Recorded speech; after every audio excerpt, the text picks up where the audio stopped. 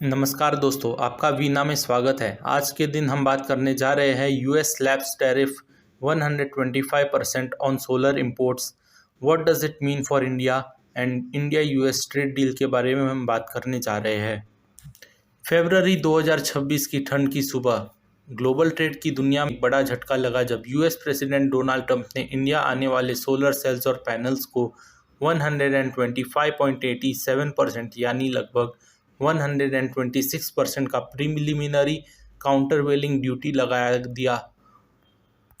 ये फैसला United states of departments of commerce ने अनाउंस किया और उसके पीछे वजह बताई गई कि इंडियन गवर्नमेंट एलिगली अपने domestic solar photovoltaic PV manufacturers को अनफेयर सब्सिडीज दे रही है।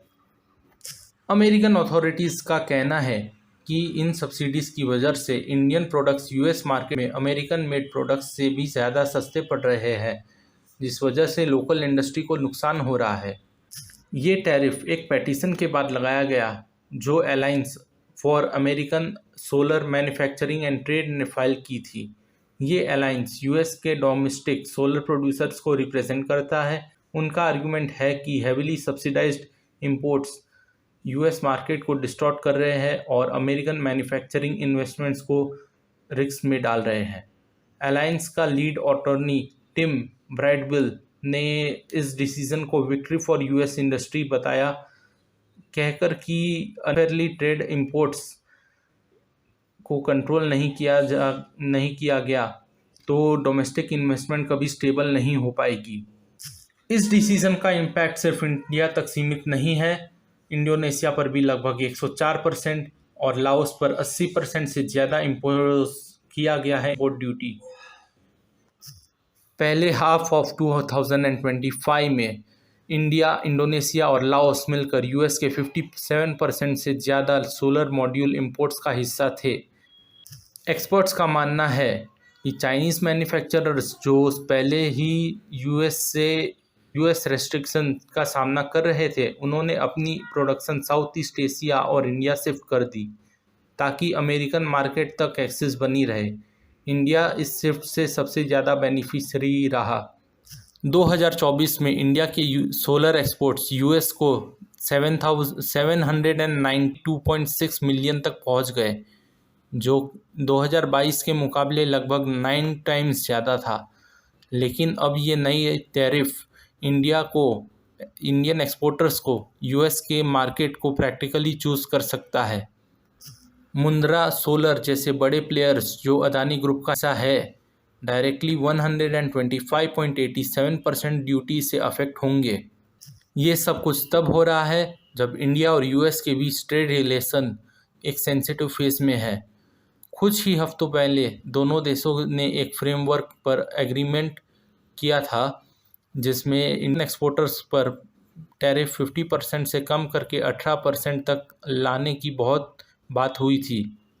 लेकिन जब यूएस सुप्रीम कोर्ट ने ट्रम्प टैरिफ को अनकॉन्स्टिट्यूशनल बताया, तब एडमिनिस्ट्रेशन ने एक नया 10% बेसलाइन ड्यूटी मॉडल इंट्रोड्यूस किया, जिसे 15% तक बढ़ाने की वार्निंग भी दी गई। अब सोलर ड्यूटी एक कदम क्लियरली अमेरिका फर्स्ट पॉलिसी को रीइंफोर्स करता है, चाहे उसके लिए strategic deals, trade deals compromise ही क्यों ना हो। इंडिया के लिए सिचुएशन चैलेंजिंग है।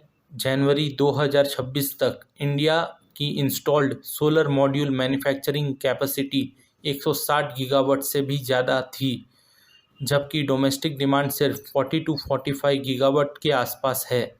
अगर यूएस मार्केट बंद हो जाता है तो कंपनीज अपना एक्सेस स्टॉक डोमेस्टिक मार्केट में पुश करना पड़ेगा, जिससे ओवर सप्लाई और प्राइस प्रेशर क्रिएट हो सकता है। मार्केट रिएक्शन भी तुरंत देखने को मिला। वेरी एनर्जीज, विक्रम सोलार और प्रीमियम एनर्जीज जैसे स्टॉक में 15% तक की गिरावट आई। दूसरी तरफ यूएस सोलर इंडस्ट्री के लिए भी ये एक मिक्स्ड सिचुएशन था। एक तरफ डोमेस्टिक मैन्युफैक्चरर्स को रिलीफ मिलेगा, लेकिन दूसरी तरफ इंपोर्ट्स रेस्ट्रिक्ट होने से प्रोजेक्ट कॉस्ट बढ़ सकते हैं। जब इंटरेस्ट रेट पहले से हाई है और पॉलिसी अनसर्टेनिटी बनी हुई है, तब ये टैरिफ अमेरिकन सोलर एक्सपेंशन को भी स्लो कर सकता है। फाइनल डिसीजन और एंटी डंपिंग इन्वेस्टिगेशन का रिजल्ट 6 जुलाई 2026 को एक्सपेक्टेड है और अब दोनों देशों की नज़र इस ट्रेड बैटल पर टिकी रहेगी। धन्यवाद। लाइक करें, शेयर करें और सब्सक्राइब करें हमारे चैनल को। धन्यवाद for watching the video. Thank you. नमस्कार।